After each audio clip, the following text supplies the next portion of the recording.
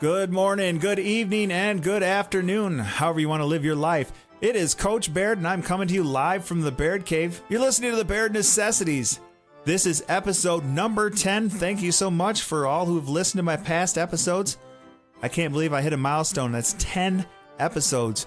You have listened to 10 episodes of me talking about nothing but sports. I appreciate it. Thank you for all who've listened to my podcast. If you haven't yet, you can catch up on your own.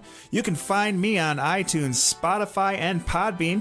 Please follow me on Twitter at the Baird NEC or send me an email at thebairdnec@gmail.com. I'd love to hear from you. Please send me some email. My next guest I've known for about the past 7 years. He took over for me as Gull Lake's freshman head baseball coach when I joined the varsity team.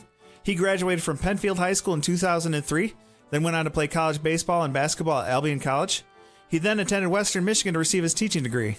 He spent 3 years teaching at Dellon Kellogg and coached their varsity basketball team before joining the Indiana Pacers organization. He currently is a group events specialist. Joining me on the Baird phone in the Baird Cave, it's Steve Miknis.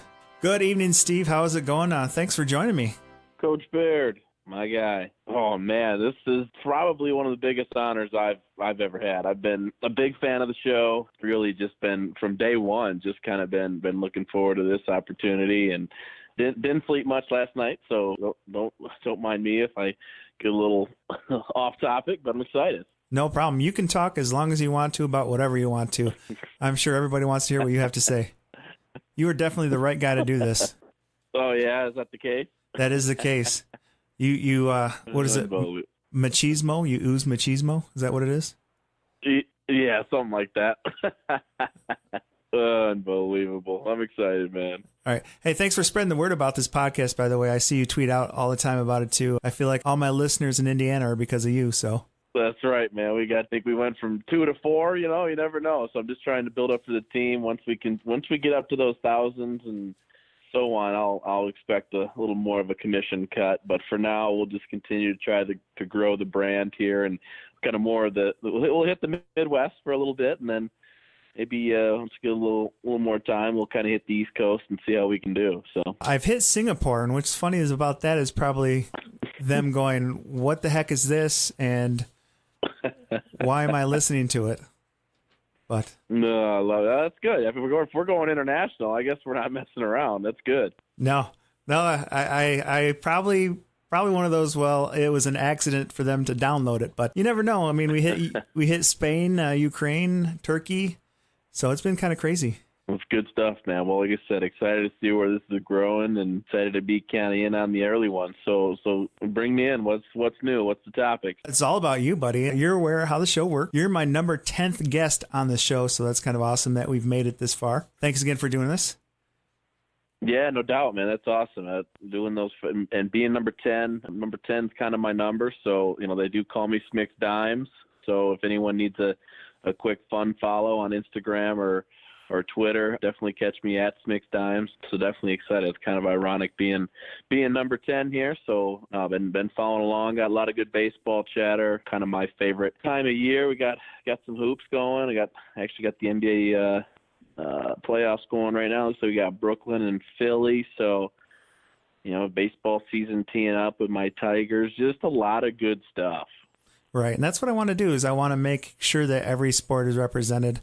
When I was doing this podcast, or when I was thinking about this podcast, I tried to make a list of like people that I could get involved in this, and I never really, I feel bad for saying this, but I never really thought that you'd be a good person to talk to. But then I dawned on me, you've made the ultimate change in life, and it's just the story that you have and what we're going to share later on. I hope inspires a lot more people to go do what you want to do and figure out your own lane. And that's what you did. You went from one lane and took a drastic left turn, and it's really worked out for you. So it has. And I think, definitely, having the opportunity to do some coaching and some teaching, with you and the guys, and, obviously even yourself kind of getting a little bit more into the kind of the sports management world. So we bounced some ideas. So it's definitely kind of a fun change. Obviously the recap can go for days, but just I miss coaching a lot, but definitely kind of going from coaching football, basketball, baseball, and then now just getting more into the sports marketing arena and obviously doing some NBA work. I saw Evan Haney on there. It was nice. Get the W side represented, and although it was obviously I'm a big Wolverine guy, so I don't know about your Sparty crew, but definitely liked it. We're hitting all bases there. Yeah, and I've opened it up to Wolverine fans. I've had Dylan Stanton, who of course is committed to the University of Michigan. That's true.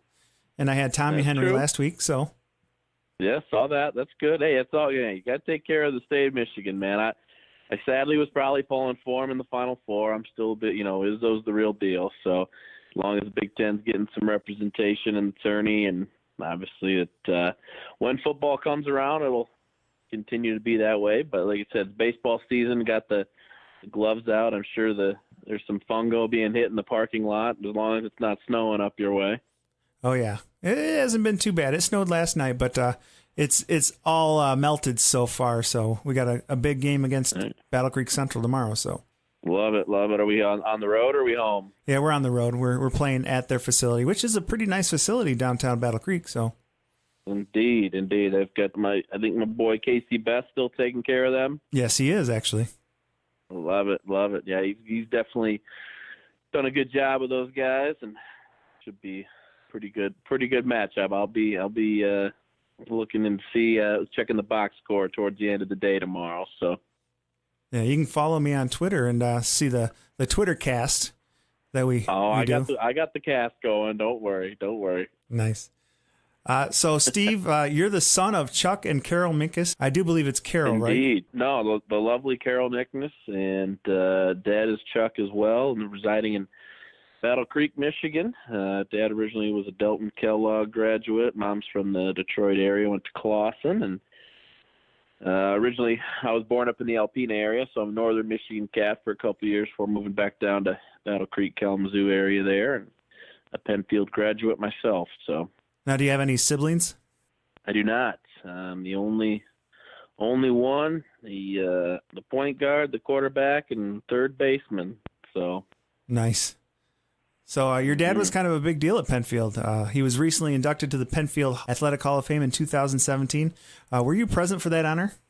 Indeed, I was. He's got a little over, I think, as far as varsity wins, somewhere between 400, 450, somewhere in there. So he's been putting, I think, about 40 years of coaching, and after my playing days, got into that coaching as well. So kind of followed in his footsteps, and a couple of years back there had a ceremony, so it was a nice chance to honor him, and was able to be there with some family and friends, and so that was pretty cool. I remember he even mentioned about how he was always my biggest fan, and obviously being an only child is always a good thing, and how we were kind of both each other's biggest fans. So definitely always been fun to.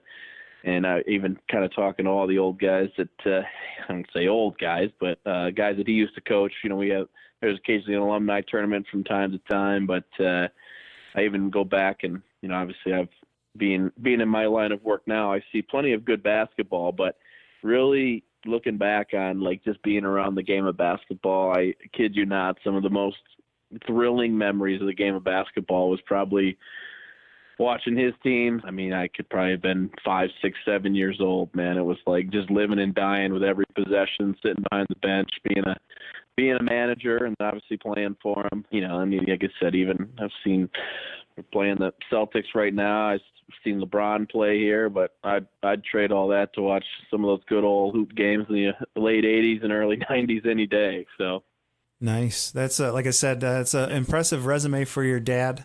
I actually have a long list of things that he had done, but you just mentioned all of them. So I feel like I might have emailed you in advance of what to say about your dad, but that's awesome. Yeah, sure. He'll probably get him on the list in here. So if we can get him pumped up a little bit, so I give a big shout out to the big Chuck there. But no, he like I said, he graduated from Delton, I know, and obviously had a chance to coach there as well. Did some football and basketball with the Delton Kellogg Panthers. I know near and dear to your heart as well. Yep. So definitely, kind of coming full circle and, getting to know you guys, and obviously known Reggie for a long time. or Coach Walters, I should say, for the boys. But so just kind of being in that circle of coaching and obviously getting to know with Coach Blakely and having the opportunity to coach with you guys is definitely was always fun. But yeah, I know a lot of good memories on that, and I wouldn't rule those out again in the near future. Just kind of a little different change down here in Indiana, getting my hoops fix in. So now going back to some of the things your dad did, leading Penfield to 6 conference titles in boys basketball, 3 district crowns. Was that any of your team that won the district crowns? Not the district one. We won a couple conference ones. I know it was kind of, we had some pretty good, I think 2 of my years, we had 2 different district final games that went into overtime. One in, I think, double or triple overtime down in Coldwater against Marshall. Ironically enough, I always remember I had a shot to win it, left her a little short, but we had some good teams. Enjoyed a lot playing with the guys. My crew that I graduated with from hoops was always kept some pretty good contact. We had the luxury of having a 6'6" exchange student from Scotland that was pretty good, along with I think our whole starting 5 when played some college ball. So I know, similar to that GL baseball squad, having some guys that continue to go on and play. I know that my dad had some really good teams, but I know he always obviously enjoyed coaching me, but also we had a really, really good year. League was always really tough. And even the city schools were always pretty tough. It just kind of a unique era of a lot of good basketball. So, did you play any other sports other than basketball? I did. So I played quarterback on the football squad. Penfield has always been a pretty good football program, so having the opportunity to maybe I did some coaching with them with football after I kind of finished up with college as well. And then actually even the kind of the baseball realm, played third base on pretty much the winningest squad in school history. Similar to the year I coached with you guys, went to the semifinals. Lost a tough one in the semifinals. So I think we were like 33-4 my junior year. I think 31-6 or something my senior year. So had some good baseball when I was there. I was blessed to be able to play a lot of good players and definitely a lot of good fun. So playing all 3 sports kept me pretty busy. How long ago was that? Oh God, probably 30 years ago, maybe. No. Right. But doesn't it seem just like yesterday, though? 2003 graduate, and I went to Albion College and finished up at Albion College in 2007, and then kind of finished up my teaching degree through Western Michigan around like 2008, 2009, and then kind of jumped right in over doing some more coaching and teaching. But yeah, no, it all runs together, man. It's funny in the world of sport, even kind of sticking with it here in the sports marketing world. We were just talking with some of my colleagues here in our front office. Some of them said, man, this season went by really fast. The schedule comes out and, NBA season goes from October all the way into now. And I mean, I can remember very vividly just seeing the schedule and kind of planning out your calendar year. But man, throw in like as a high school player, and before you get 9 weeks of football, you get 12 weeks of hoops, throw in a Christmas break for if there's snow on the ground, you're hitting baseballs. So the high school days, and obviously getting to know a lot of the kids that we coached there, and even us when we played, man, it's crazy how time flies. But at the same time, you definitely make a lot of good memories, and even bringing them up right now, it's kind of cool to I think of a lot of different times just playing, but then as long as you stay in the arena, I mean, I had equally as much fun just coaching the guys. And we went up to semifinals there, and was that 2015, 14-15. Just kind of always been around the game. So it's definitely a pleasure to continue to build off of that, whatever field you're in. It's funny you say that about that run. I still remember a picture of you running onto the field when they beat Harper Creek to go into the state semifinals. Do you remember that when Jared Burton hit that 2-run shot? I do. Yeah, without a doubt. I think that was probably, it was fun being able to coach the freshman guys and getting to know all of them. And then, it was kind of unique just the way we filled our schedule. Those relationships kind of when you build them in such a short period of time and spend a lot of time with our freshman guys. And I mean, I can run down the list of some of the laughs that we had. I know you had Q on there having some good laughs, but I mean, Burton's bomb. I remember, I think it was obviously Drewby was always a good one. My boy Hyde. I remember Walter was always a crack up, man. When we made the playoff run, getting to know those guys a little bit more. But even the regional final, quarterfinal game. I mean, that was, man. That's just this. I mean, it's almost like a piece of like baseball in October. Like when you're talking, it's like the NLC has to go to the World Series. I mean, it really is. Like it's kind of your own little piece of it. And even just going back to like what I said, like. Seeing playoff basketball at the NBA level, like we got a couple games coming up this weekend, like it's the same. I mean, these are professional athletes, but I mean, it's the same emotions. You're not getting anything different than you are, of playing in a quarterfinal game for a chance to play for the semis. But I definitely remember the picture running around. I even remember, with the regional game, I forget he was even on second. We ran the fall down play there. With the bases loaded to get the extra run. Oh, God, who was it? But just flawless. I mean, the way Coach Blakely had those guys. I mean, you talk about a well-oiled machine. I mean, when we scored that run and the other team just was so excited they got out of the inning, they didn't even realize they just got punked into giving us an extra courtesy run for going into the bottom of the seventh. Or, like I said, you probably remember it more than I do. All I remember was everything stacked up perfectly. Like that run, we all faced teams that we've played before and beat before. So, and then Harper Creek coming out of the region that they did, and that region was pretty tough. That had I think Carleton Airport and some of the other Ann Arbor area schools. So for them to come out of that region winning right there helped us out. They're a good team. So my only regret was I was not there for the Harper Creek game. I had a doctor's appointment for my daughter in Ann Arbor, and I do remember that. Yep, I do remember that. So well, we got her done for you. We knew we weren't going to let you run out on the last one. So right, I was watching it on the Twitter cast or the iScore cast that we have, and the service that I was at, I couldn't get any good service, and then next thing you know, we're down. I'm like, oh crap, we're down. And then nothing for like an hour. I'm like, why can't I get this to reset? So finally, I just kind of gave up and got back in the car, and we were driving, and I asked my wife to drive so I could actually look at the box score at the end, and it was a 2-1 final. I'm like, man, Burton had to hit a home run or something, and by golly, he did. Oh yeah, that was man, I got chills just thinking about it, man. That's classic, and just spending time with those guys. I mean, even what's crazy about that too is like, well, even as coaches, and then Coach Blakely and Walters and yourself, like.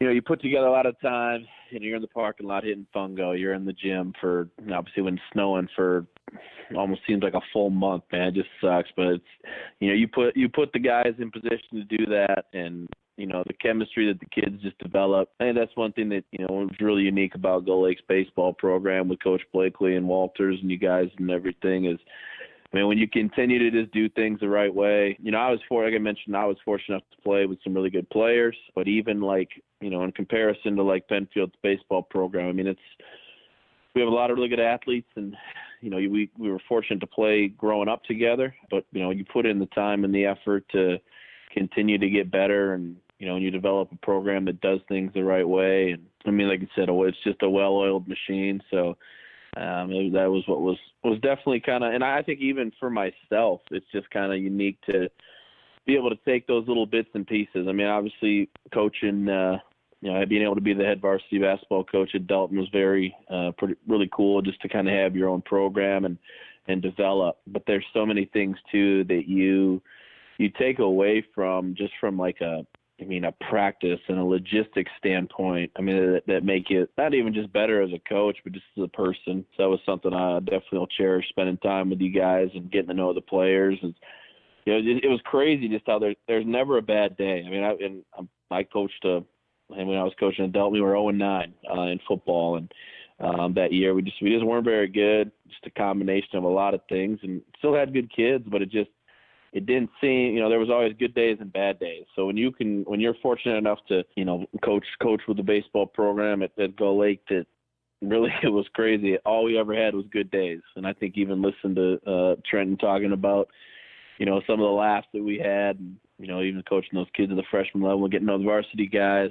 And I was still salty. I didn't make the trip up here this last week to catch you guys and see the new regime, but it's definitely something to grow off of. It's really kind of almost just 1% better every day. So it's definitely a culture that, obviously, whether your school kids are listening to this or not, it's a privilege to have that opportunity. Yeah, it's definitely a privilege. Going from Delton Kellogg to Gull Lake has been an eye opener. We tried our best. Sometimes we always came out on the wrong end. I remember in basketball, we only won like 2 games. And so it's like, it was tough going to practice, tough going to games like that. But now it's totally different. You look forward to going to practice. You're looking forward to games. You're looking forward to win. You kind of expect to win, but you don't expect to win. You want to win. Whereas Sure. Delton's culture was, we just showed up and what happens, happens. Yeah, and like you said, every school is different, man. It's just, you get a couple good coaches in there, and obviously having an added tenure with Coach Blakely being there for a while, and you just, you get the right thing. I think that even when I was coaching hoops there, we had a lot of really good things trending in the right direction.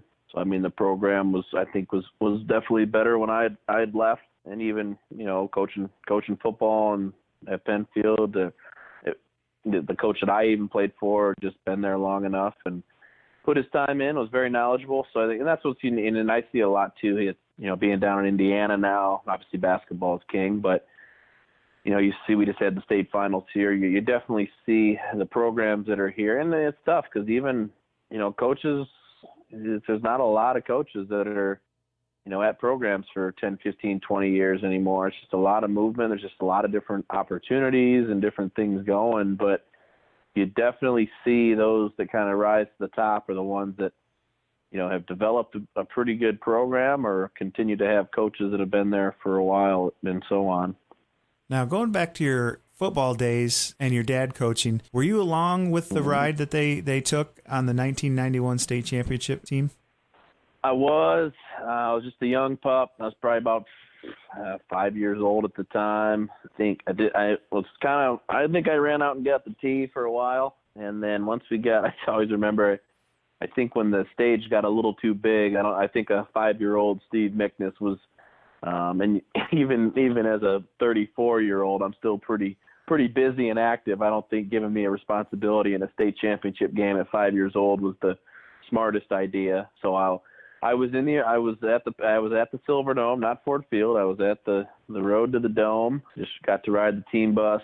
Dad was the offensive coordinator, so they won 13-7 or so. So he had a really, really big play call on like a 3rd and goal or 4th and goal. He needed to get one late. But yeah, definitely I have very small memories of it, but I can reach back into the memory bank and recall that. Mostly just the guys. I know guys like John Chantrain and Art Clark, just kind of famous players back from the early 90s. And obviously Dad coached him in basketball too. But just seeing those guys, it's always unique too, like whether it's baseball, basketball, football, but you when you grow up as a young kid seeing those high school guys, they're just like giants of the culture. Just kind of, celebrities basically. And then it's unique when those guys, while they're monsters of, being young, you get to a certain age. And then now I look at guys that are that same 17, 18,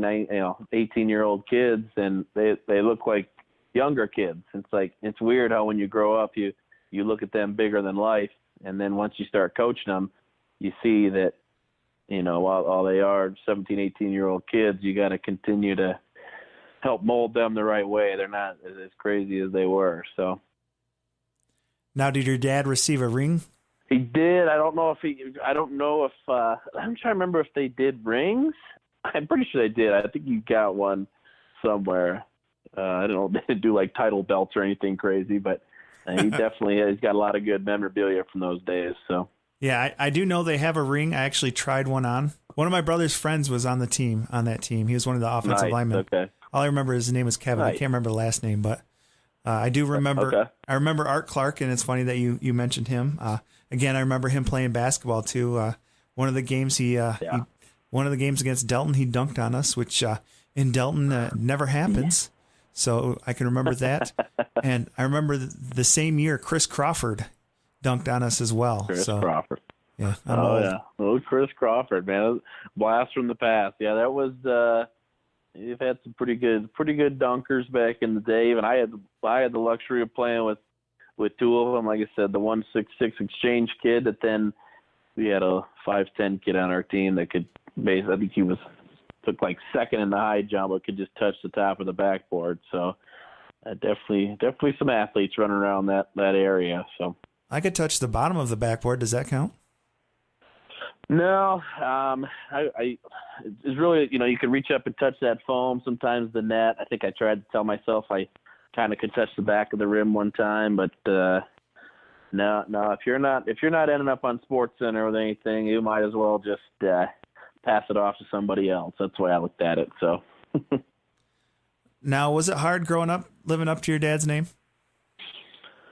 Oh, no, it was just kind of, I think we, like you talked a little bit about, I think we were really just kind of in it together. It was definitely, I would think there were some challenges, in high school, just, earning your playing time and obviously kind of being the quarterback, having a little additional pressure. But I think just having the luxury of, being in a good system and, in the positions that, I was, whether it be from a basketball or baseball or football standpoint, I obviously was able to hold my own, and our team's had a lot of good success. So I don't think I ever looked at it that way. I don't think he did really either. I think that, he definitely drove me to be just kind of the best that I could be at the time. And I think I think a perfect example was, watching Drew play with his dad too. I think it was, obviously he was a much more exceptional athlete and player than I ever was, but being able to, you're spending time together all the time. And I think he even hit on it when you had him on. It's just kind of, it's always talk, but he's also dad, and there's also times to, I think the toughest thing was I had him in class for 2 years. So anytime he'd know if I had homework or not. I couldn't really say, no, my homework's done, because he was the one who made the assignment. So that was probably the more unique challenge. But it also had its benefits too. My mom worked at the school. I think the one thing that was always unique is there was 2 different lunch periods in school. So what I would do is go ask my dad for some money for lunch, and then, an hour later I'd go to the second lunch and then just ask my mom for some money. So I don't know if they learned that or not, but they're about to find out if they listen in. So that's funny. Got to play the system. That's right. Yeah, I always loved school lunch, man. You couldn't get me out of there. So probably why I look like I do today, but that's all right. What was my favorite what now? What was your favorite lunch? Oh, man. We always had, for some reason, man, they had like the world's best French fries, and they had them every day. And I would combo pretty much anything. I mean, it didn't matter. It could have been a pizza day. It could have been cheeseburger day. But they had those fries, man, and I would just put a mound of ketchup, some cheese sauce, and I'd be sitting there for hours on end just working on some fries. Nice. So making me hungry. Oh, already. I just ate Chinese too. Maybe that's why I'm hungry again. But there you go. Okay, I had Trent Quartermain in a few weeks ago, and he mentioned the YouTube video of your team. You guys had some sweet moves. Can you still drop dimes like that? I do. We it's been really cool. I've had the luxury of we get a chance as our staff here at Bankers Life Fieldhouse, have the access to the Bain court and practice court from time to time. So we go down and still play. I don't play at the same speed that I do, but it's definitely a lot of good exercise. And although I don't pass as much anymore, I figured I've done my share of passing. So now I pretty much try to shoot the ball every time I touch it, no matter how far away I am from the 3-point line. So they may have to come up with a new nickname for me instead of Smick Dimes. Nice. Now, in high school, did you play varsity all 4 years of basketball? I did not. I played some JV ball my freshman year. I had a really good bit. The class 2000 and 2001 was a pretty good class. It was pretty deep, so I played some JV ball. And then my sophomore year was when I played a little more varsity. Kind of bounced around a little bit. We had a really good JV group. My class was pretty good group of kids, and I think the senior class my sophomore year kind of struggled a little bit. I think that was one of his dad's down years in coaching, but we try to keep our crew a lot together, build a lot of good chemistry. So, football was just 2 years of football. Played some little bit of varsity ball and baseball and basketball just more as a sophomore. So and I think it's a little different now. I don't know why it is or what it is, but I think there's really only maybe one or two occasionally. I think even when we were growing up, man, you might see, heck, you probably played football with some freshmen or sophomores that just moved up based on size or talent level. But I think it's a little more few and far between now just because a lot of good athletes. Now, did you play any AAU ball? I did. I played for the Serial City Hoopsters. So it was more like the Lakeview, Battle Creek Central, Harper. We had a pretty good little crew of guys. So played a couple years AAU hoops. It was kind of around, we were just talking about playing. I think we were playing in Fort Wayne at a tournament. So I was the same graduating class as LeBron James. So he was obviously Ohio, but we were playing down in Fort Wayne, and we were playing a game. I don't remember. I think we were playing the Speech Gym Rats that had like Greg Oden, Mike Conley. And I do remember I gave Mike Conley 16 points. He gave me 16 back, which was fine. Mind you, they beat us like 98-50 in like a 20-minute running clock game. But that was kind of my claim to fame. Right. Greg Oden, I think he was a year or two younger, had a couple monster dunks. But I always remember people towards the end of the game were just kind of filing in. I was like, man, we're on like the main court at Spieth Fieldhouse there in Fort Wayne. And people kept coming in. I was like, man, are people coming to watch us play or what? So our game finished, and I think we were even out of the tournament at the time. And they're like, no, there's this other. This was, I think, in my junior year, right when LeBron was kind of. This is your pre-Twitter and social media. So it's like, oh yeah, I think I've heard of this LeBron James dude. And there's 15,000 people in a single gym that holds 5,000 people max. So I didn't stick around and watch them, but I think I saw like them just kind of starting up. But I was like, oh, so this is a guy who's going to get drafted number one, not me. So that was kind of always pretty funny. But yeah, definitely played some AAU hoops there. So yeah, I wasn't good enough to play regular varsity basketball, so AAU was not in my cards. Yeah, AAU was a little different animal, and even today, like there's a lot of exposure, like leagues, but and there's other ones too. I even ran a couple tournaments out of school. And there's AAU, there's AYBT, there's like the Nike and Adidas Gauntlet that are club teams. There's a lot more access to it, but it's also like, and obviously with technology, with developing player profiles and in all sports, you see a lot more of that, a lot more exposure to it. So while it was there, you would think just based on the growth of social media that you see a lot more of it. Way to make Greg Oden relevant again. Yeah, Oden, man, do you think that the Trailblazers, if they had it back, would have taken Kevin Durant instead of Greg Oden? See, I've never heard of Kevin Durant, so I guess I don't know. Is he any good? He's a pretty good player. He went to a team that won a lot of championships and then made them even better. So yeah, he's a pretty good player. All right. Now, do you have any fond memories from basketball? Fond memories of basketball. As a player, as a coach. We'll start with player right now. Yeah. Whatever you feel like saying. This is your stage, buddy. Yes. Right. As a player, I think just my senior year as a whole, just kind of going to battle with my guys. Had a really good team. If anyone really wants to spend the extra time, there is one play on the YouTube highlight clip that always stands out, kind of an alley-oop play off the bounce. But that one was always a pretty good laugh.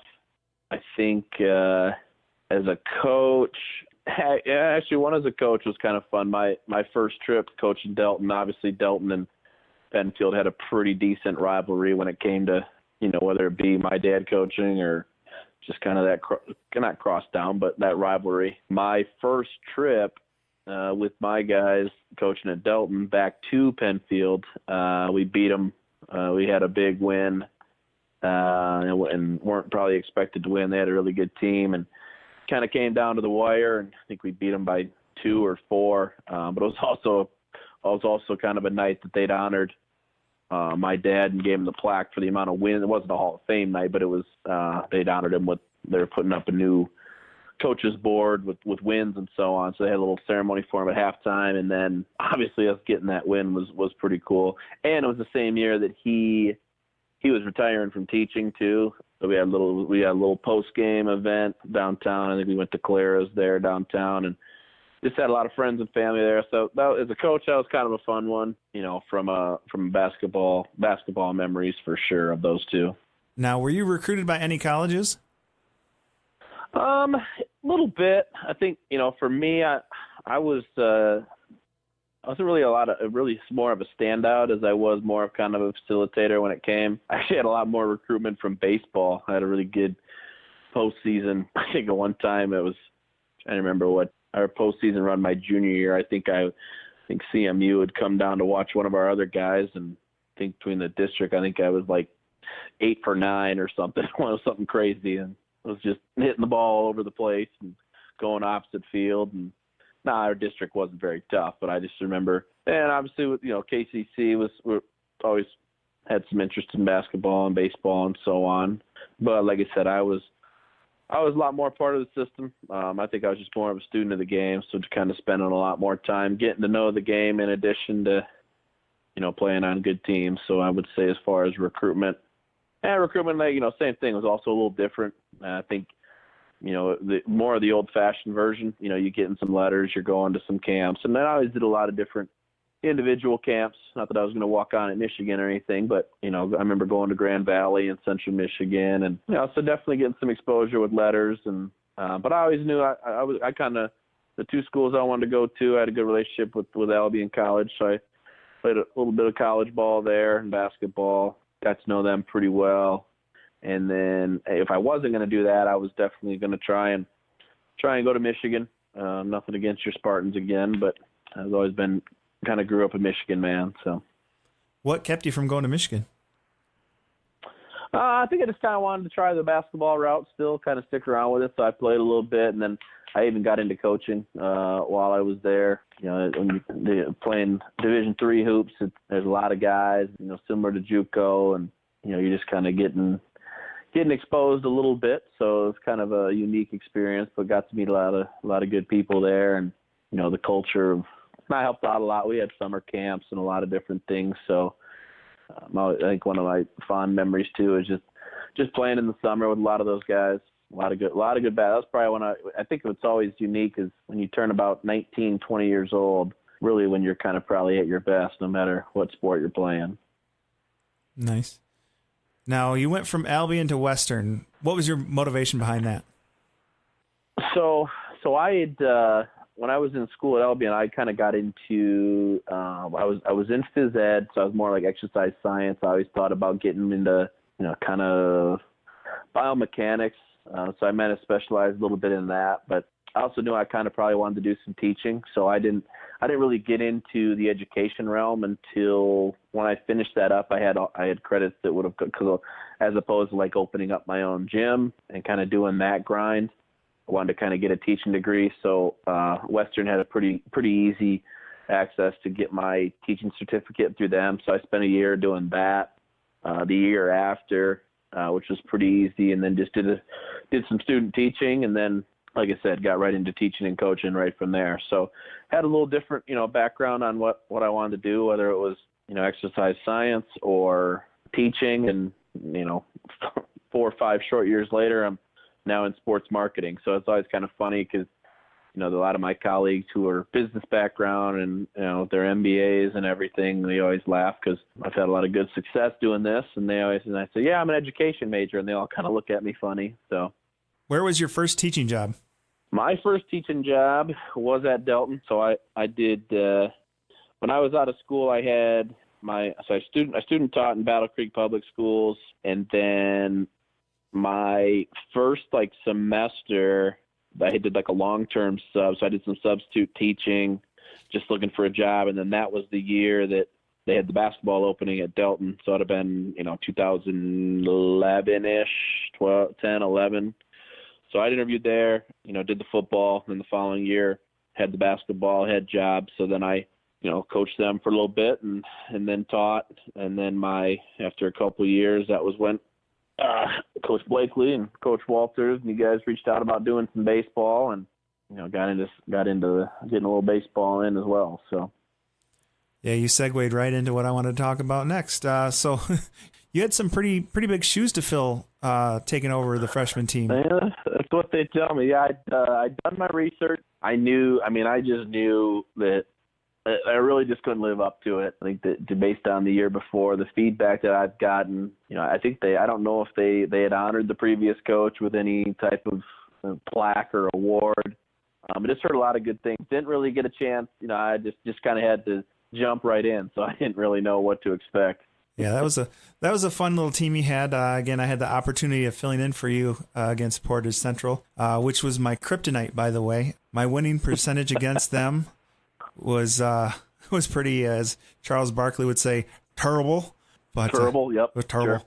The two things I remember from that doubleheader that I coached for them for you, I had to pull your starter, game one starter, and he was not too happy about that. And yeah, Ooh. I'm not going to mention names, but yeah. I was going to say, are we doing any name drop? And my question is, that said starter, who I'm pretty confident I know who we're talking about, did I have him up in the rotation and that was planned all along? Or was that, I'm trying to remember if that was a quick change that you decided to give him a run on? We were getting blown out and we needed to try something different. But now game two, so that was your starter got into where you wanted him pulled after a certain amount, and this was the top of the last inning. It was Tanner Finn, and he was up to his pitch count, and I'm like, dude, we gotta go with you, man. You gotta pull you. So, dude, we had 2 outs, bases were loaded, we were up 1-0, and I said, dude, we gotta pull you. So he's like, let me pitch. Let me get this guy one out. And I liked his attitude. His attitude was great. He had the bulldog attitude. He wanted to get it done. Yep. So I'm like, okay. So I shut down the guy that was warming up, went back in the dugout, and, next pitch, grand slam. And he ended the game for us. Yeah, that's one way to do it. Yep. So, I said, I was out ready to pull him to put someone else in, but, he did it for me. He yeah. Every time I walk by Finn, every time I see him, I just have to say walk off, and he gets a little bit salty. So. Oh yeah, man. No, Finn was a competitor, man. I remember his pops was always a good one too, man. Got to know Dad pretty well, and he kept in contact with me a little bit too. So that was always kind of fun, keeping up with those guys, and obviously young guys too, man. I'll catch them from time to time on Snapchat or Twitter, kind of messing around. So it's always have some good laughs. Keeping eyes on those guys. All right, now going back to your head coaching at Delton, who did you replace? Oh, I had replaced. Let's see, Coach Mon had done both. We had Hoagie, Mon, and then I think I'm trying to remember. Gosh, I should know this. I don't think Blacken took over for a minute. He took over after me. Man, I forget. Do you? Yeah, I think Blacken was the one who replaced you. So yeah, Blacken took over after I had left. But I'm trying to remember who was just before me. I feel like it was kind of around the time of when it wouldn't have been the change of the boys and the girls, because I swear Mon had the boys, and maybe he switched back to the girls because he wanted to coach his daughters. So I think maybe that was why they had the opening. Or at the same time, there may have been, I think they even may have had an outside hire coach that did a year or two, and they may have let him go. But man, I'm surprised I forgot that. I'd have to get back with you on that one. Right. You built up a strong program in the 3 years that you were there. What happened? I mean, as far as, the one thing that was unique there is, with kind of the teaching world always plays a tough role. I mean, when you're a phys ed, so in my teaching, the first time I had even started, my job had went from, part-time to full-time to you're going to have 2 less classes this year. So, I taught for the 4 years, and then, coached the 3. I think just kind of not having the luxury of like the teaching position.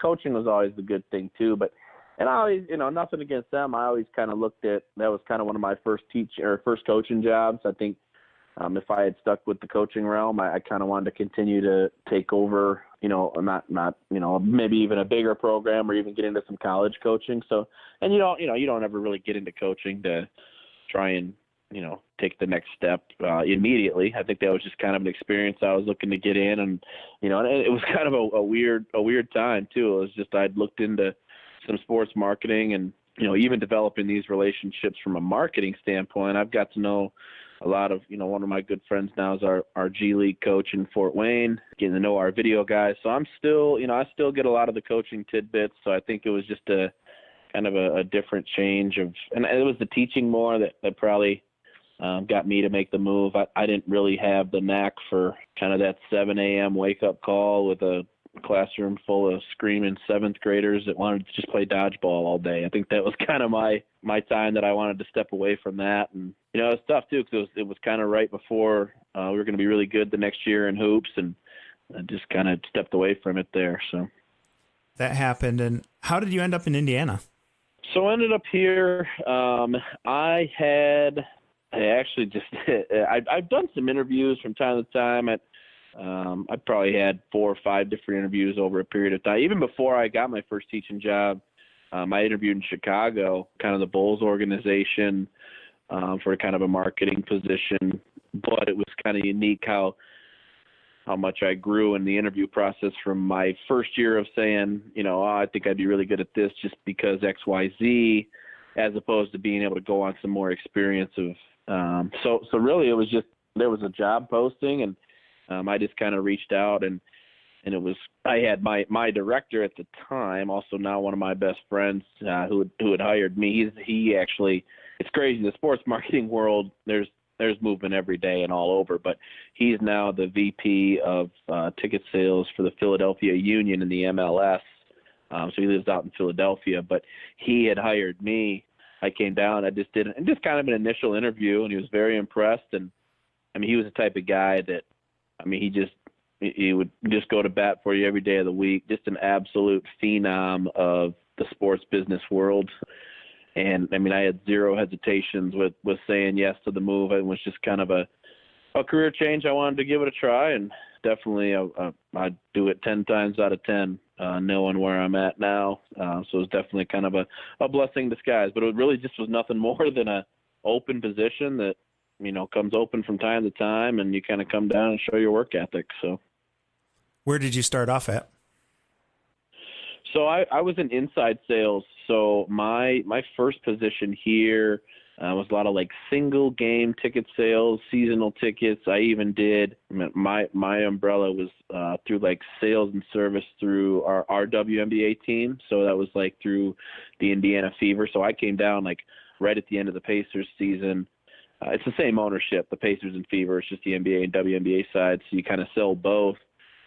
So then I took a position, just the inside sales. It was kind of an hourly, seasonal type job. Did really well. I actually at one point was the number 1 sales rep in the entire WNBA. So that was kind of cool, just starting out first couple months, trying to sell some courtside season tickets, and got noticed doing that, and got promoted once to like a service role on their side. And then towards the end of that year, even got promoted again to the group events side. So now I just finished my 3rd season, 4th season overall. So I'll be kind of going into year 5, but which would be like group event specialist. So we do I run like all of our Pacers Youth Hoops programs. So a lot of like any youth basketball teams that are coming to a game, we have groups that'll come and play at the arena on a game day. So I kind of am setting and coordinating up that. But yeah, that was kind of the progression of going through our Pacers sports and entertainment here. Now, what would you say would be your next step? I think next step for me, it's kind of it's an interesting time. I mean, there's a couple routes you can go. So in the sports marketing world, you know, and I know we even talked about this too. Like there's two routes you really go. You know, you go more of the decision making and manager / director role, where you're kind of just managing, whether you're doing, you know, pricing or logistics or marketing I mean, like right now is a huge marketing time for, you know, with playoffs. And like right now I think even this week we got to go put T-shirts on every, you'll see in the NBA games, you know, T-shirts on every seat. So the marketing is like a really big plug. They have like their hashtag of gold don't quit right now. So that's kind of a big plug. So the marketing side and the director side is one way. I personally enjoy selling a lot. So when you kind of get into sales, and I know when you came down to a game, we talked a lot about this, like the sales aspect of it is definitely really, really kind of unique because, you know, sales is fun because how well the team's doing is how well you're doing. So it's kind of cool to, my one guy out in Philly there, I'd mentioned his biggest thing that really got me is, you know, if you're good at what you do in sales in the sports marketing world, you can practically write your own checks. So when I heard that one, you know, it's kind of a true statement. So being able to kind of grow off of that, you know, at the same time, while I am definitely driven to continue to move up the ladder, I don't know if there's a set, you know, because there's always, what's unique too is there's different types of jobs that just pop up, man. I mean, and there's titles and different areas that, whether it be, you know, through youth basketball or whether it be through like a premium sales or, you know, more of like a marketing or, you know, I've even had interest in, it's not like I would make the jump to like a, you know, operations where I'm, you know, doing video or coaching or anything, but, you know, it's always cool to get to, you know, pick the brain of our guys just because, you know, those are good relationships to kind of have. You just never know. So what's your favorite part of the job? Oh, I would say my favorite part, I mean, definitely game nights. You know, you're basically, you're getting, you know, they pay you to be a full season ticket holder. So, you know, I think, you know, being here for the games, you know, you're seeing, you know, every once a week you're seeing a superstar. I mean, I think at one time I was heading down to grab some dinner before one of the games and wasn't paying attention, and I ran into a guy in the hallway, and his beard had hit me right in the face, and it was James Harden. So it's kind of like, oh, you know, sorry about that, you know. So I think, you know, seeing a lot of the big names up close is really cool. I think, you know, playoff time right now is always pretty fun. I mentioned now it's a really cool time just with playoffs. You know, so there's a lot of really good perks, but I think at the end of the day, too, you know, kind of, you know, my first year or so, you really get it engulfed in it. You get a little desensitized to it because you understand the importance of, you know, doing your job. But to answer your question without being too long-winded, I would say there's definitely just the game nights. You know, that was one thing that I always really, really liked. And I think of that too, like the excitement around the game, you know, late in the fourth quarter with less than a minute to go and the score is tied and you're standing in an arena with 17,000 people. I mean, that's why I do what I do.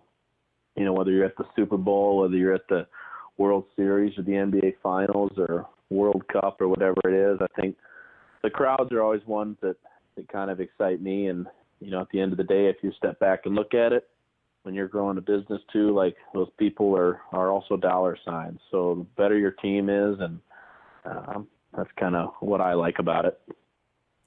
Speaking of game night, what is your game day like?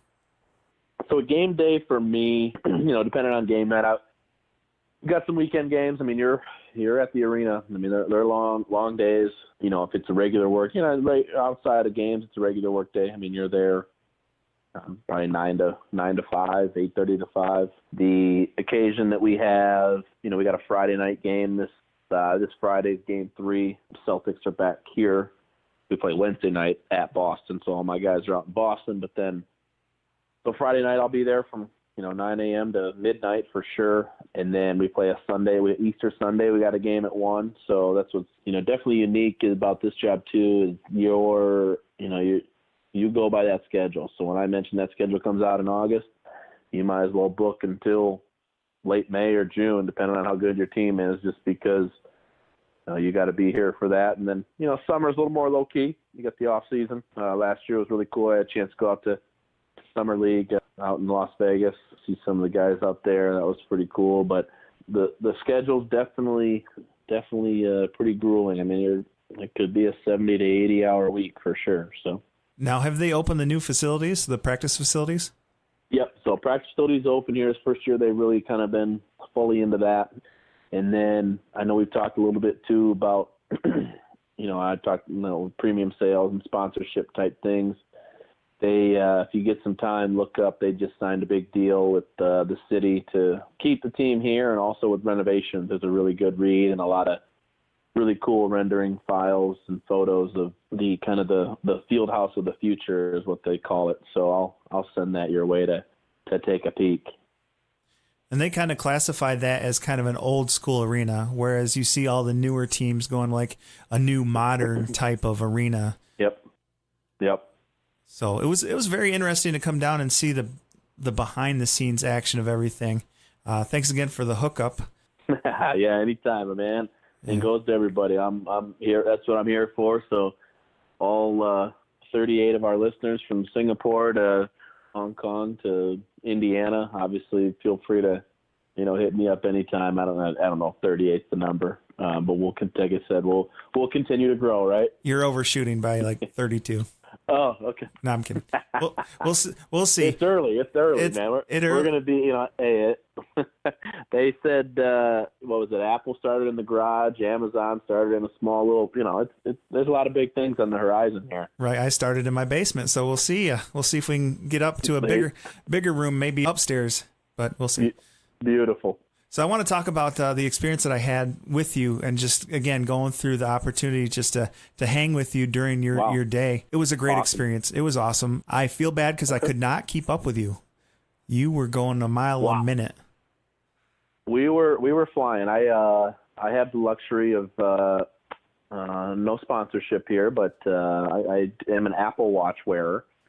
Similar to a Fitbit, no sponsors for the Baird Necessities from Fitbit or Apple Watch just yet. We're working on that still. Yep. But I do have the luxury of my steps do get counted, and I on the average for a game night, I'm usually right about 20 to 25,000 just for the game itself. So you're talking probably 10 to 15 miles. So if you just imagine, not that I really consider myself walking 10 to 15 miles every day, but it's unique on our busy nights. You look down and be like, man, but you need to do it. So it's like it's kind of like I always think of when I want to go exercise, I'd rather go play basketball because it's something you kind of enjoy doing. You don't really pay attention to it. Whereas if you were going to go get on the treadmill for 20 minutes, you're counting it down like minute by minute. So, but yeah, no, I remember I had you running around. So that was definitely a lot of fun. And that was kind of, I wouldn't say it was a typical night. I mean, I definitely wanted to show you a lot of the stuff. And I'm trying to remember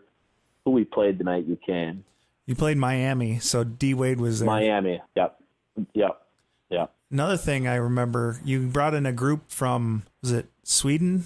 Well, we had a Lithuanian group there that night is what it was. Yeah. I think it was because we had Sabonis. So we've had a bunch of those. I mean, my one colleague had a group of 38 kids from London the other night. It's crazy, like the international following that you get is pretty central hub here in the Midwest. So, but we do heritage nights. I mean, yeah, I've got groups from kind of all over the world. So, what I feel bad about that night was I got a chance to sit courtside and watch all the shoot-arounds, and man, Victor Apandipo was a beast. He never missed. But just watching that, and of course your big Lithuanian group was there, and their guy accidentally stepped on a basketball sprained his ankle. That's right. That was that night. Man, that was crazy. We were talking about that because they came out again this year too. But yeah, that was pretty crazy. I remember my group leader they wanted to get a picture with him. And obviously everyone wants to take a picture with the players and all that stuff. So I was trying to, still help coordinate that. And I said, I don't know where he went. And no one even saw it. And then my one assistant coach there kind of gave me he stepped on it. And then I actually saw the video of it later, and I was like, geez, yeah, it actually happened. But yeah, I mean, those are things you can't predict. And obviously, talking about Oladipo too, we're like the 3 seed most of the year. And I mean, I think this team really, and it's funny too, because I mean, I grew up a Pistons fan, and I still tell them I'm a Pistons fan. I'm always cheering for the Pistons too. But seeing back in the Bad Boys days, and then when Chauncey and those guys were there, you see the type of trends of being a good team. And this year, like, our team was just clicking, man. I mean, it was the type of team that, I mean, Eastern Conference Finals, like, you're right there in the thick of it. And I was working with a group. I was walking behind. Next thing I know, the entire arena goes silent. You see injuries all the time in the league, whether it's, these guys have broken their leg and all, crazy, gruesome injuries. But our star Oladipo goes down, and it's just silent in the arena. It's kind of like, let's say he kind of hurt his knee. Next thing you find out, he has like a torn quad tendon, which is basically above the knee, the tendon that connects that quad right to it. So similar to an Achilles injury, it's not something you just recover from. So you had to, you're talking a 12-month recovery window. So that kind of shot us in the foot a little bit this year, I think, as far as, and you also too, what's crazy is, from a fan aspect is one thing, but think of it on a marketing side. And luckily our team we had a great team this year as far as guys picking it up, and I wasn't here. And if anyone ever remembers, I know Paul George, who was here about 5 years ago, he had a really big gruesome injury in the summer, broke his leg on the stanchion. It was kind of a crazy thing, but just seeing the revenue stream on our end of whether it's season ticket holders, whether it's sponsorship, just the impact that has. I mean, it's just crazy. You wouldn't think, so, and you see it in football too. I mean, this is a pretty big Colts down. Andrew Luck for the Colts goes down, and season tickets go down by 50%. But then this year he comes back, and now their ticket numbers and money's up, 212% overall. Wow, that's crazy. It's funny to see how things impact another thing. Now, do you get to interact with it? Do you get to interact with any of the team or coaching staff? A little bit. I'm actually probably more of the coaching staff. We do some of the things I'd mentioned with our Pacers Youth Hoops program and our junior Pacers. And we do like a coach's clinic with those guys. So, work with them pretty closely. And then some of the other guys on staff, we play like a men's league and hoops. The players just depends. I mean, the players are more, in season we have events and stuff that, not really on a personal level. There was the only guy I really got to know pretty well when he was here was Glenn Robinson, the third. He went, the Michigan graduate. Got to know him pretty well.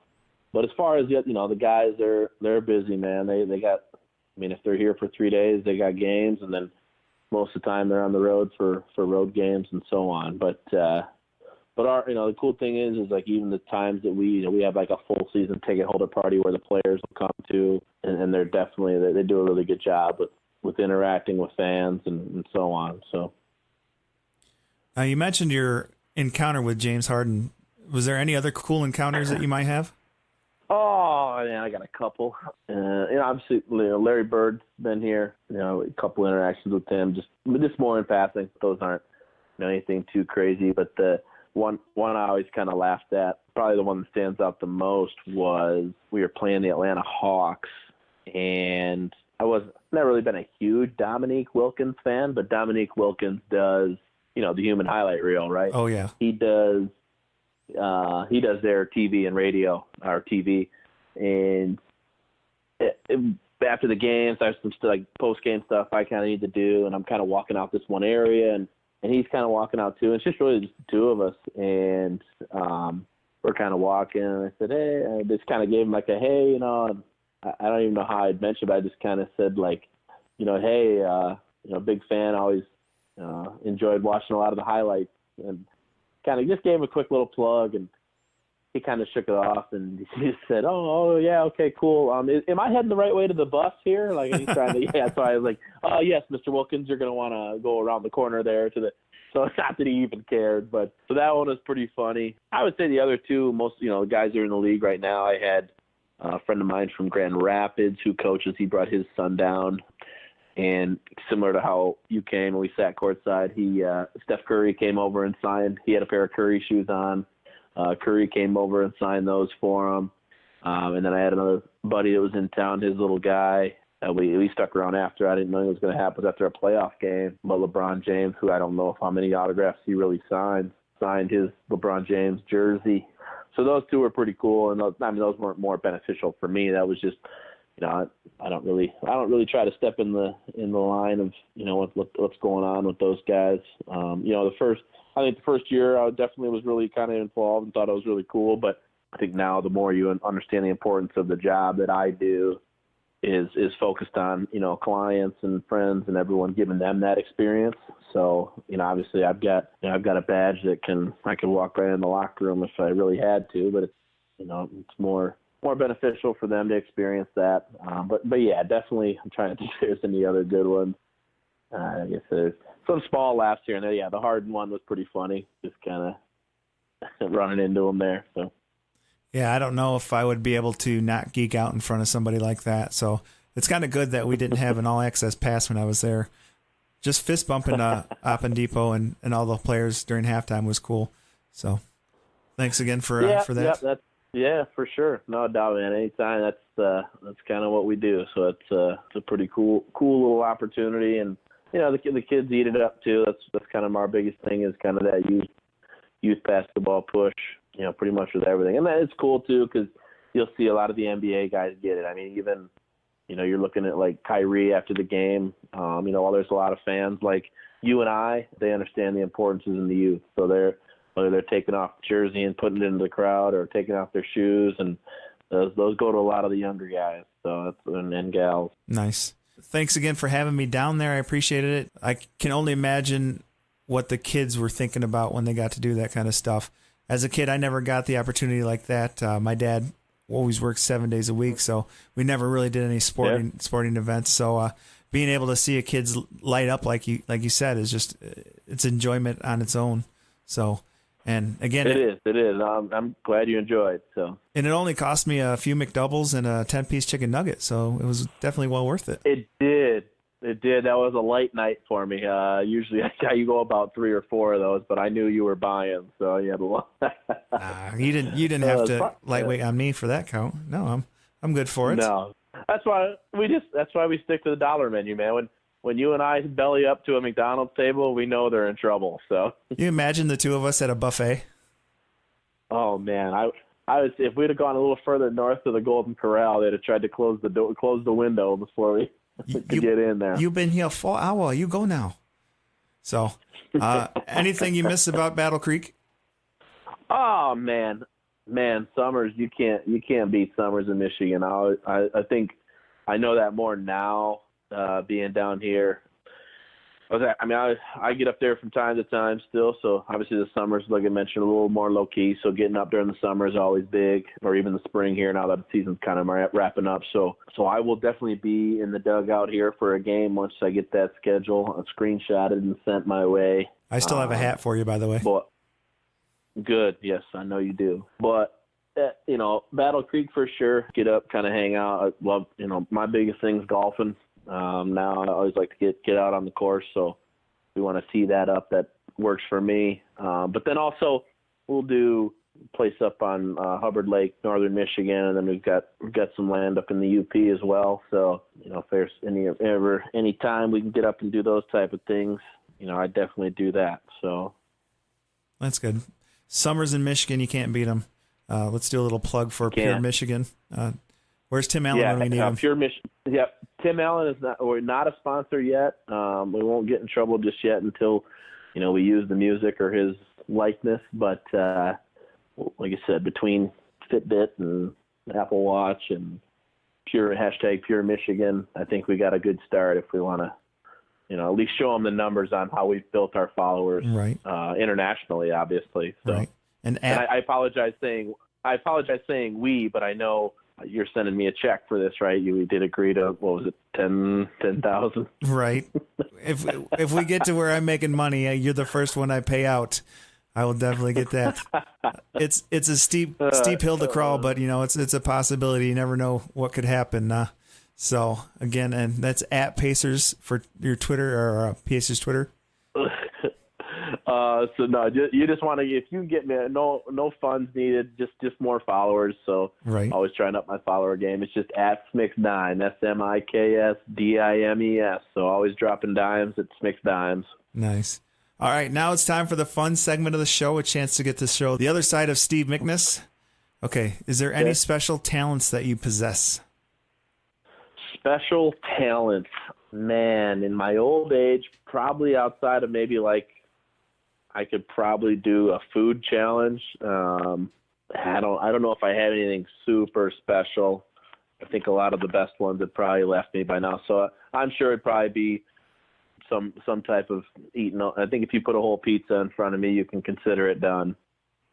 There's a challenge up in Grand Rapids where two people have to eat a 30-inch pizza with 2 toppings. Yeah, you and I would be. Yeah, we're good. Do we get a T-shirt or is it free or what? I mean, it's free T-shirt, and I think it's $250. So. Oh well, shoot. Well, there's our first sponsor. You just put me on the schedule. You and I mean, hell, just tag me in. You get it started, and we'll finish it off. Okay, there is a little bit of an asterisk to it. Do you like pineapple on pizza? I do. I do like pineapple. Okay. That will save us because you have to have 1 meat and 1 veggie. And I am not a veggie fan, but I like pineapple, so that counts. So my buddy is allergic to pineapple, so he can't do it with me. So if we do like a ham and pineapple, we're crushing it. Love it. I'm there. You put a little side of ranch there, dude. I'm going crazy. And actually, you might not even need me. This is a big. I need. So when we talk about followers on Twitter, this is one coming back at you. But I need my Michigan folks here to step up and end this debate. So apparently, in Indiana, it's a really big thing. Like if you get like breadsticks, just regular breadsticks or like pizza crust, they dip it in nacho cheese. And I'm like, no, like if my order is always going to be like it's ranch and then marinara, and I've never done, like I just don't see how breadsticks and nacho cheese, there's a spot down here that's like famous for it. And I'm like, and everybody I talk to, I'm like, no, man, I'm a ranch guy. So, I mean, what do you normally go with? Are you don't do nacho cheese on breadsticks, do you? This is the order in which it should go. It should go ranch. Okay. Marinara. Yep. Garlic. Thank you. Garlic even sauce. Better. Thank you. Cheese isn't even on the table. Nope, not at all. You can do a pretzel with cheese, but not breadsticks. Correct. Not at all. Nope. It blows my mind. It's like a thing, and then like everyone looked at me like I was crazy. I was like, yo, ranch is king. That's all I'm about to say. You can put ranch on anything. I put ranch in my ice cream the other day. I liked it that much. Nice. We tried to do a thing where we put frosting on everything. It does not go well with garlic bread. Yeah, that'd be a mess.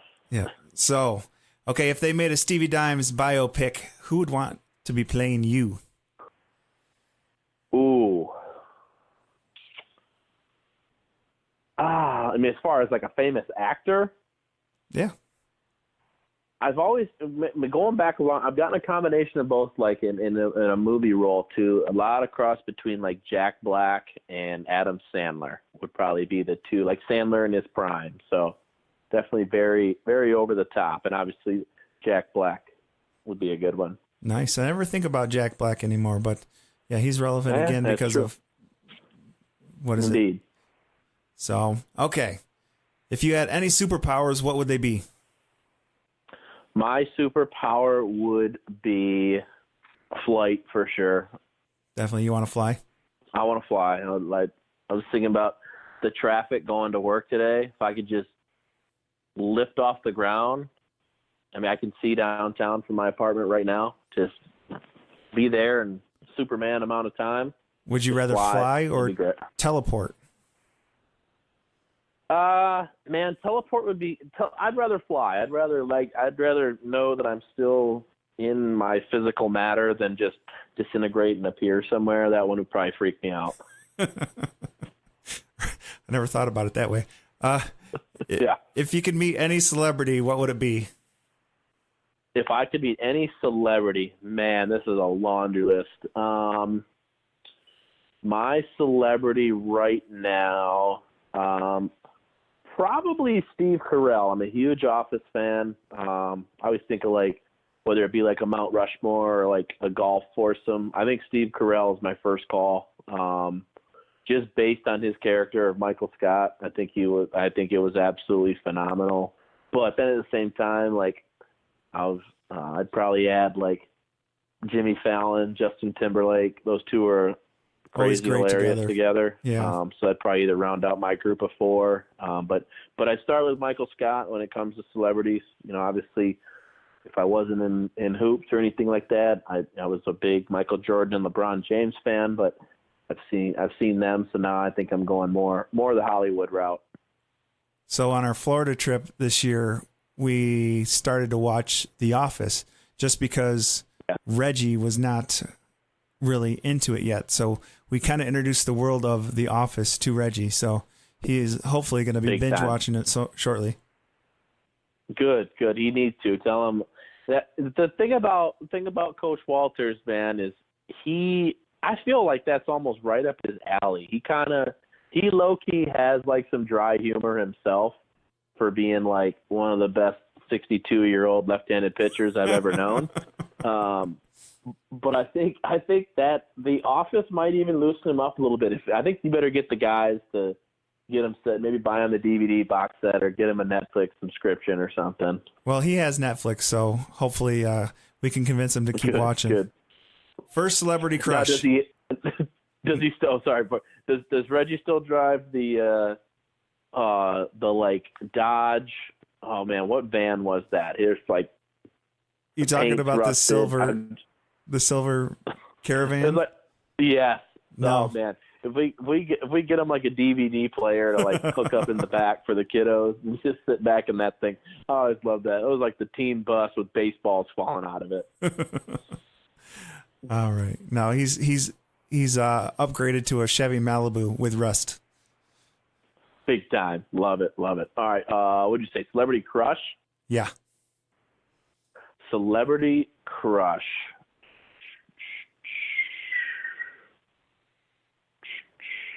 I like my girl Margot Robbie from Wolf of Wall Street was a good one. She was Harley Quinn, right? She was Harley Quinn. She's probably up there. There's two others that are kind of more like low-key ones. One's a golfer, one's like a fitness athlete. Paige Spiranek and, ironically enough, Paige Hathaway are two. But as far as like sticking with the Hollywood theme, probably. And I actually know what, I can't go away from my original. I think I'm going to go circle all the way back. Was a big Jessica Biel fan, still a big fan of Timberlake. So Jessica Biel's probably right there in the running too. So that's a tough one. Nice. Speaking of Justin Timberlake, do you have any guilty pleasure songs that you listen to? Man, I listen to everything. I wouldn't even call it, I don't even think it's guilty. You've got a song. I downloaded the Bieber albums. I got no problem with it. I got all the country stuff. Obviously, I do my share of hip-hop and rap as well. So I just consider myself very versatile when it comes to the music world. All right, same with movies or TV shows. Is there anything that you watch that could cause some mockery? I'm a little hit or miss on stuff. Man, if it's crazy, I don't catch much TV, but I'll binge watch stuff. I am the 1%er of non-Game of Thrones, but I think this is my summer for Game of Thrones. I'm going to give it a go. Obviously, I'd almost probably rather watch The Office for the 450th time, just throw it on in the background and do whatever. But movies are big for me. You will, again, with all those followers that are coming in, I actually have my own little hashtag SMIC rating for all the movies I go see, do a little plug for them. Really, really big movie buff. So I think that, similar to music, I'll do comedies, horror movies, old school movies, you name it, I'm in on it. So. What would you say would be your favorite sports movie?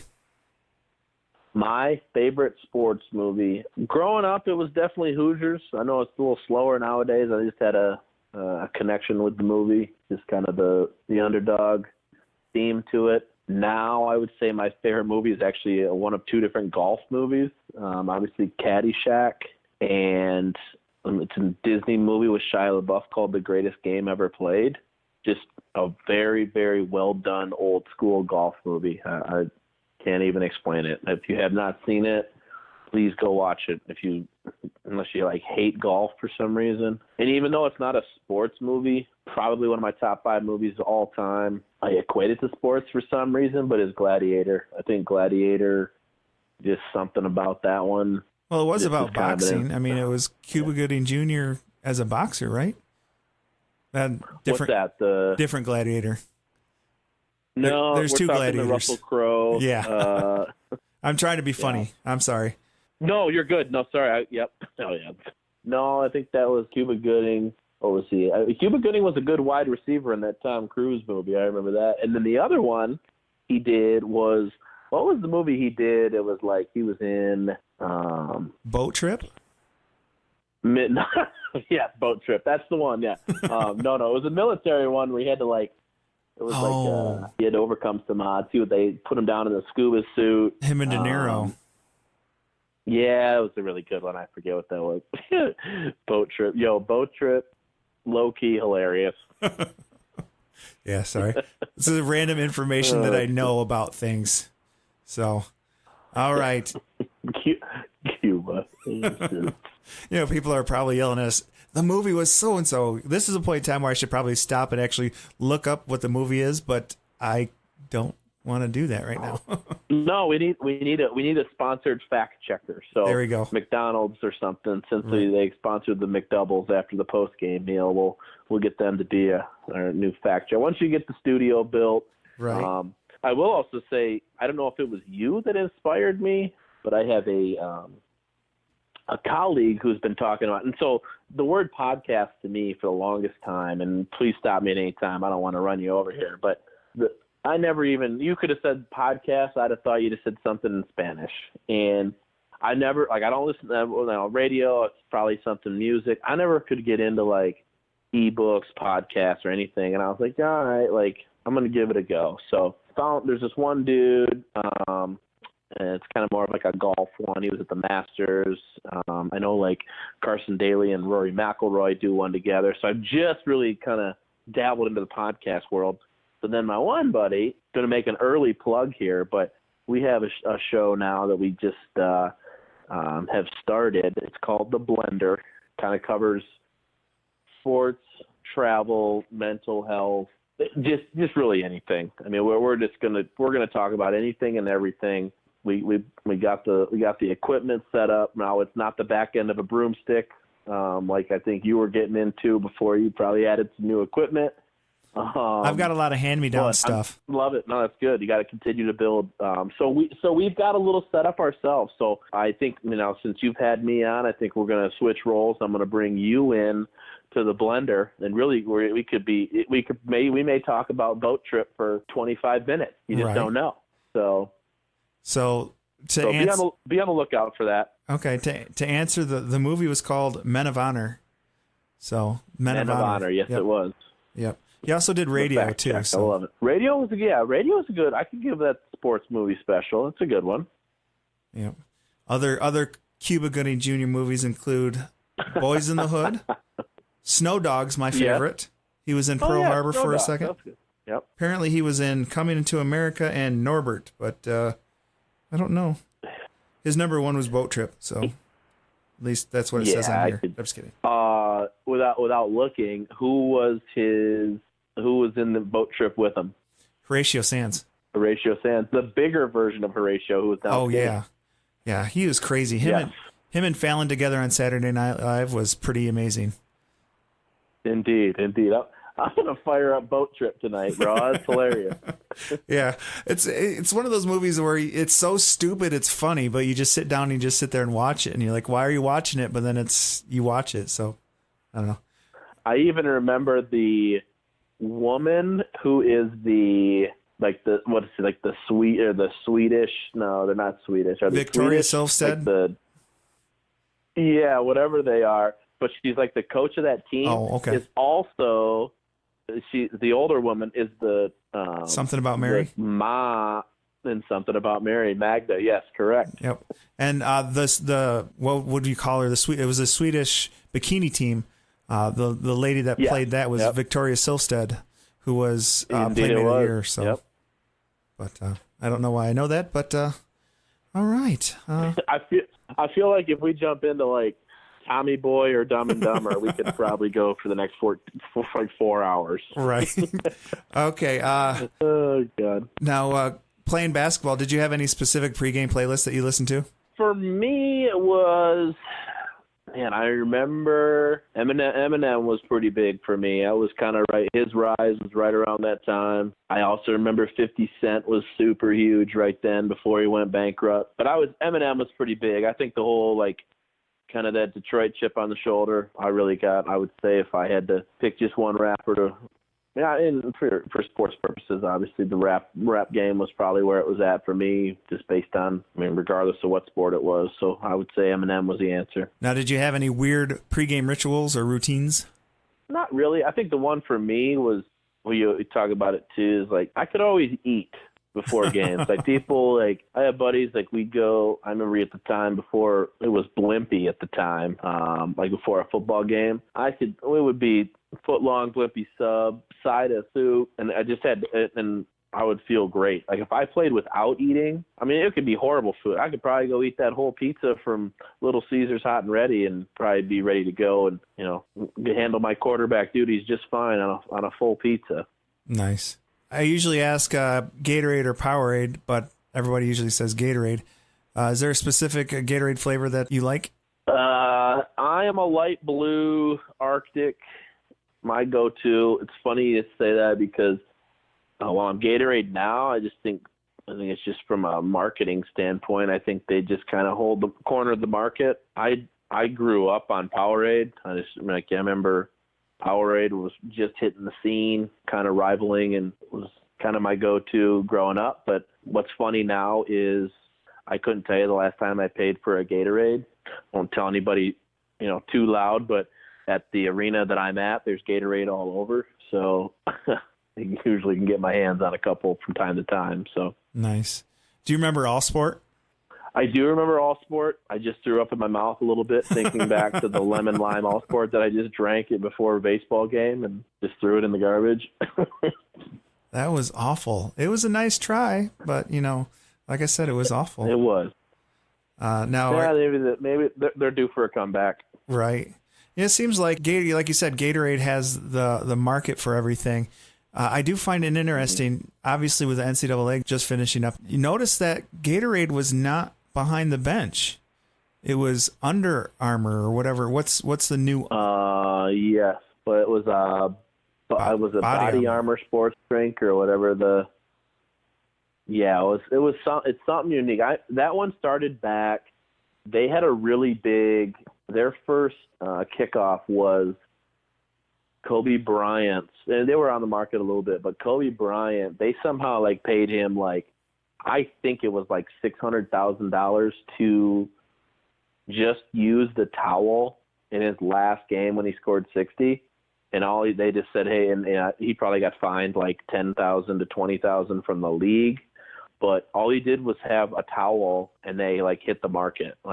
So I remember reading up on anytime there's the whole marketing world of sports, the amount of time something's on TV, there's a scoring system that I'm sure you're probably maybe familiar with. It's this Apex. It's called Apex Marketing Scoring, and it's the amount of time Nike's on the screen. So when Tiger Woods hits a shot for the 8 seconds while he's watching his shot, that's worth $34,000 in brand value just because that's how many people are going to go on the website and buy that hat, for example. Right. So it's just always kind of crazy to think about, for where that body armor drink started from, just by having that exposure.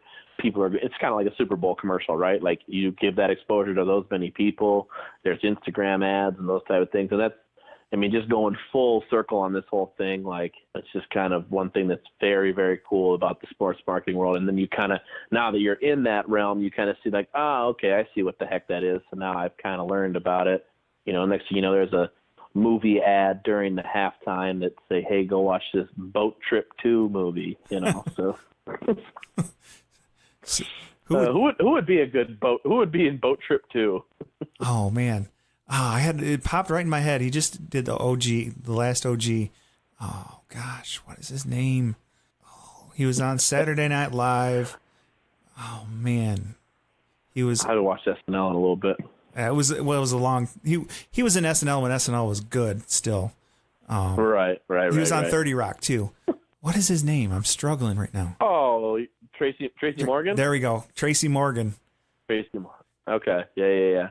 So I think he'd be a good one. Or Kevin Hart would try to do something like that too, get his name out there in another movie. Yeah, I could see that. Yeah. So, all right, seeds or gum? Oh, seeds for sure, especially if they're dill pickle. Oh, get out of here! Why does everybody like dill pickle? I don't know. I got a friend of mine who kind of turned me on to the Spitz dill pickle ones. So he played at Western in the summer with Reggie. I've been out to Seattle a couple times to visit him, but I just know that they've got a huge like plant out there, and you can really only get them from there. Like they've blown up a little bit more, so now you can get them. But he used to send them to me by the bags, man, of those dill pickle ones. And that the seed, like where the David seeds are like kind of more rigid, the Spitz seeds are like bigger and like smoother somehow, and like I think they just crack a little easier. Now, I don't mind a good bit of double bubble, but I think it depends on what type of player you are. Are you the type of player who's gonna, you know, you just kind of on your own, you know, doing the seeds, or are you kind of having fun, you know, taking the gum out, putting a ring of gum around like a Gatorade cup, and then smacking some dude in the helmet while he's in the on deck circle, like I am?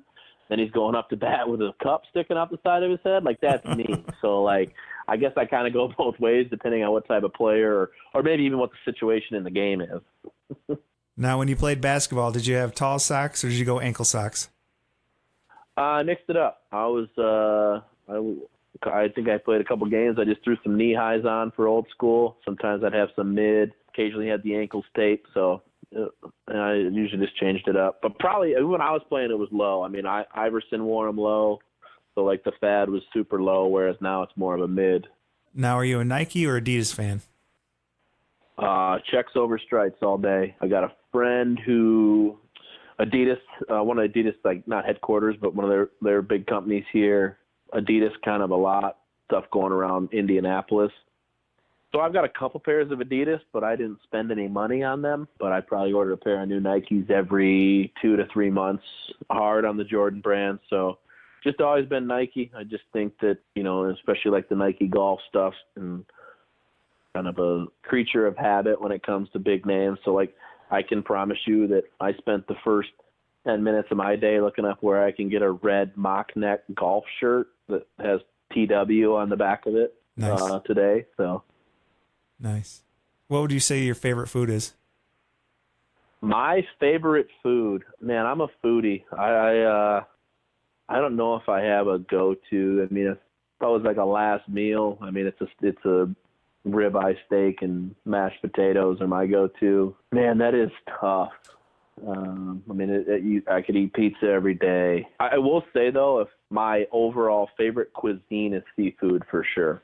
Like if I was during All-Star break, I was down south. I couldn't eat enough shrimp and crab legs and lobster, and like that's my go-to is seafood. So I guess if I had to hone in on, but it's tough because you can't eat seafood all the time. You probably get tired of it. So, but seafood's the go-to. All right. With that said, next time I come down to Indianapolis, what restaurant are we going to go to? let's see, I got about 16 of them that we can hit in 2 days. All right. So we'll do a breakfast, then we'll do a brunch, then we'll do like an early lunch. Is Lupper going to be available? Yeah, indeed it is. Indeed it is. I got 2 or 3. There's an excellent chicken spot. I've got a really good seafood spot. I've got the best restaurant here actually is a brunch spot. There's a brunch spot here that is better than anything I've ever had in New York City. So I think brunch would be the way to go, and then I definitely have 1 or 2 dinner spots. There's good food here for sure. A couple. I kind of frequent the spots that have actual like chefs that have been renowned in the area. So that's kind of my. And if not, it's more. I cook a lot too. So if I'm we'll run out and grab something to eat for lunch. But if I'm just going home, but if it's the weekend and people are getting together, or I'm going out, like I'm finding out what the spot is and when I need to be there. So it's funny that you said you cook for yourself too. What is your go-to meal to cook for yourself?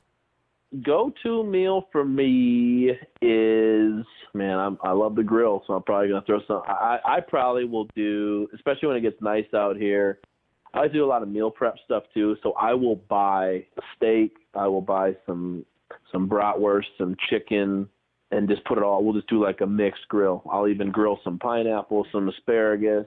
You ever had my grilled pineapple? It's a whole new ball game. But then usually, if like we're cooking and we've got some friends around and we eat and just kind of have the leftovers for the weekend, save some money during the week for lunch. So the problem is I usually cook for like 12 people, and sometimes it's 2 people, sometimes it's just me. And I would say, and then pastas are a pretty good one for me too. I like to cook up a good mean pasta, whether it be seafood or just an easy chicken Alfredo. Get it done. I'm ready for my 4th meal tonight. So. There we go. That was the plan.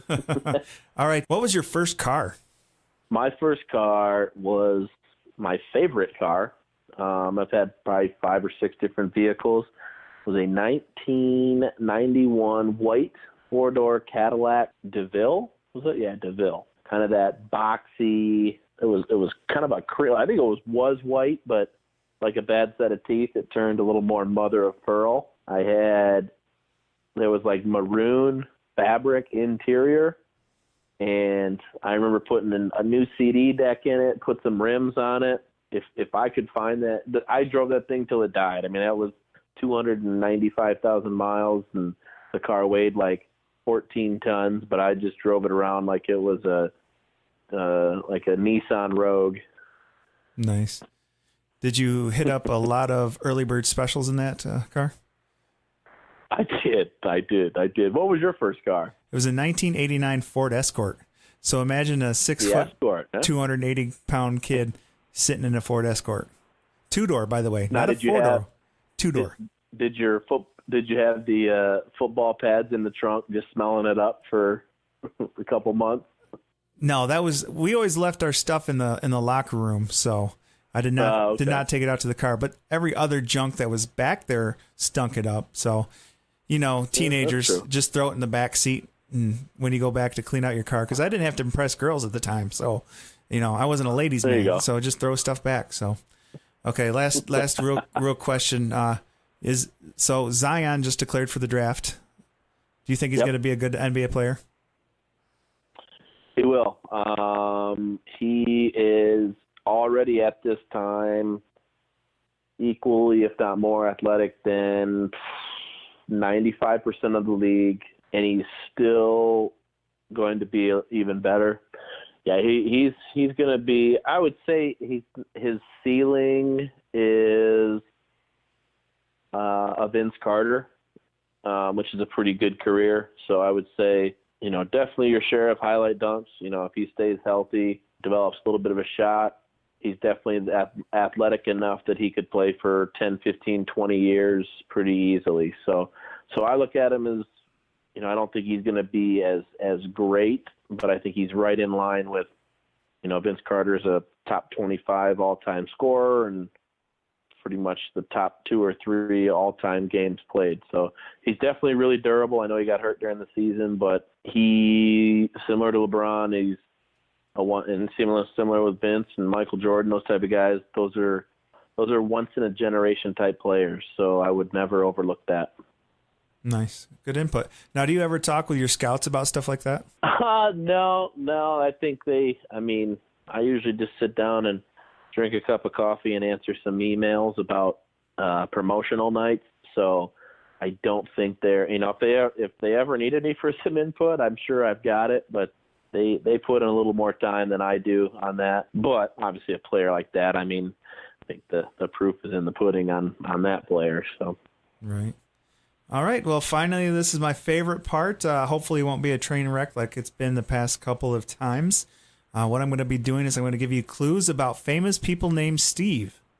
We're going to find out how well you know Steve Miknis. Like I said, it's been all right. Let's do it. It's been hit or miss the past couple of times, so hopefully I picked the right Steves this time. I did opt to leave Steve Carell out of the list, just to let you know on that one. I saw that. Steve Carell, right then and there, I would have gotten that one. Right. I would have tried to pick like some of his lesser-known roles to see if I could trip you up, because it's obvious who was in The Office. Do you even know a lesser-known role of his? Dan in Real Life. Like 40-Year-Old Virgin. Dan in Real Life. Or what one? Dan in Real Life. Yeah, I'd have gotten that one right away for sure. Oh man. Crap. Have you ever seen Dinner for Schmucks? Dinner for Schmucks was funny. He had Jeff Dunham was in that one. Paul Rudd. Yeah, definitely a good one. Do you remember the Dana Carvey show? Oh, for sure. Oh man, I would have tried to throw that one at you. So I'm glad I didn't pick that one. All right, let's see. If you don't go 5 for 5 for this, I'm going to be pretty disappointed. Okay. All right. I don't think I will, but all right, go ahead. All right. Number 1, name the Steve. This Steve was former lead singer for Journey. Name this Steve. Steve Miller. Steve Miller? Nope, I don't know that one. Steve Journey. That Journey's a touch before me. Oh, yeah. You ever watch the movie Basketball? Basketball, I have seen that movie. What's the reference? Steve Perry. Miss it. Steve. Yep. Okay. I actually got the reference based on that. That was a good one. No, Journey wasn't my go-to, even though I said I was a movie buff. So, all right, 0 for 1. All right, sorry. I think I might have set you up for failure by saying going 5 for 5. Wow. That's okay. That's all. Right. Hey, if I go 2 for 5, I'm a Hall of Famer. Right, exactly. All right, this Steve starred in such films like the Police Academy movies, 3 Men and a Baby, and Short Circuit. Steve Martin. Name the movie. Martin. Steve Martin. Steve Gutenberg. Steve Martin. Steve Gutenberg. Oh my goodness. Yes, I jumped the gun on you. You did. I did.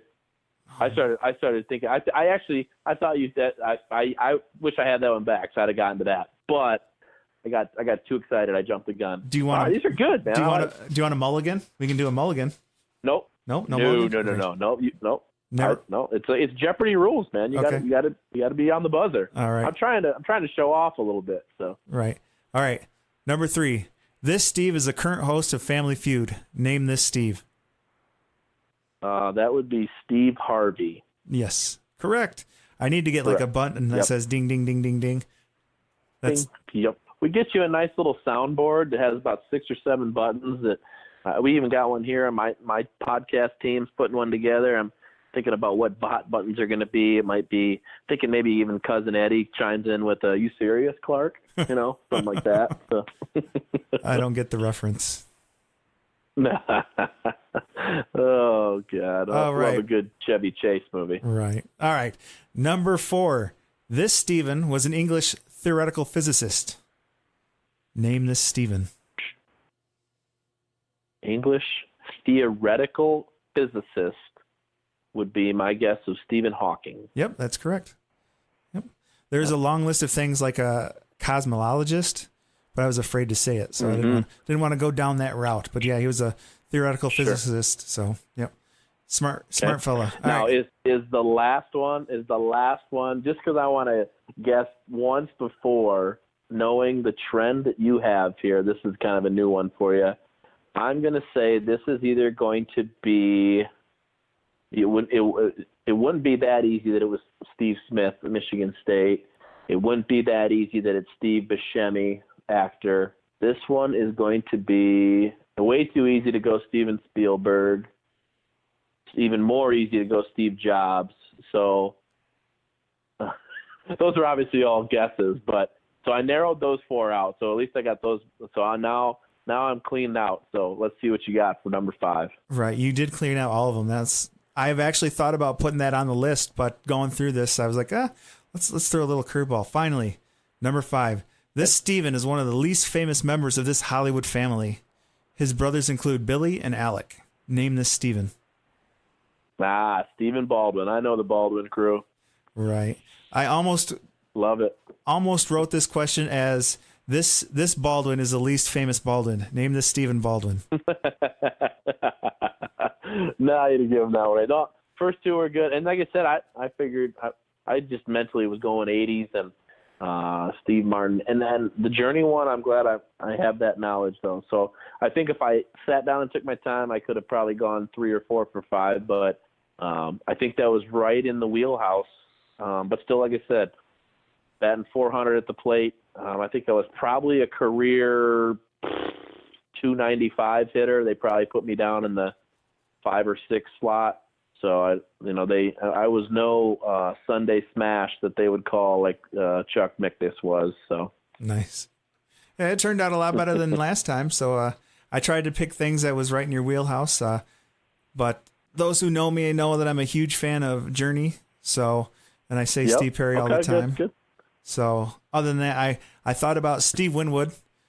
Winwood, yep, yeah, okay. And then Steve Carell was obviously one that would have been an easy one for you. But yeah, Steve Martin is another great one. But all the ones that you listed before you even answered Stephen Baldwin would have been great ones too. So, but yeah, Steve Smith, great MSU guy. I'd love to meet him one day. But so indeed. All right. Again, well, thank you. I figured since we were the same age, you might get most of them. So, but other than that, true. That's true. Well, that's it. Before we go, is there anything that you want to talk about? Give any shout outs to anybody? Oh man, I could shout out for hours. Definitely all my Gull Lake peeps, my Delta peeps, my Penfield peeps. They know who they are. Looking forward to hearing the feedback. Like I said, this has just been all just horrible content. You won't be able to use any of it. We'll just have to try it again next week. But so keep your schedule open. I'm going to get you on my side. And the good thing is when you get all the young cats on there listening, what I will do is I'll come sit in the dugout, tell Coach Walters I'm going to need to coach first base at least for an inning, so then everybody can put a face to the name. So, again, follow your boy at SmicksDimes. Anybody who gets to listen in on this, consider yourself set for 2 free tickets to a Pacers game. They're my 2 seats. They're in the last row of the balcony. They don't cost anything, but we'll get you in the door for some fun. Yeah, it was definitely a blast coming down. It was a blast having you on here. This by far has been my longest podcast, and all able to use all of this, which is great. I do, honestly, my biggest worries is if it saves correctly. There's been a couple times where it has not saved right, and luckily I backed it up right. Good. So you'll learn when you're doing podcasts, if you're able to save everything correctly, it's all golden.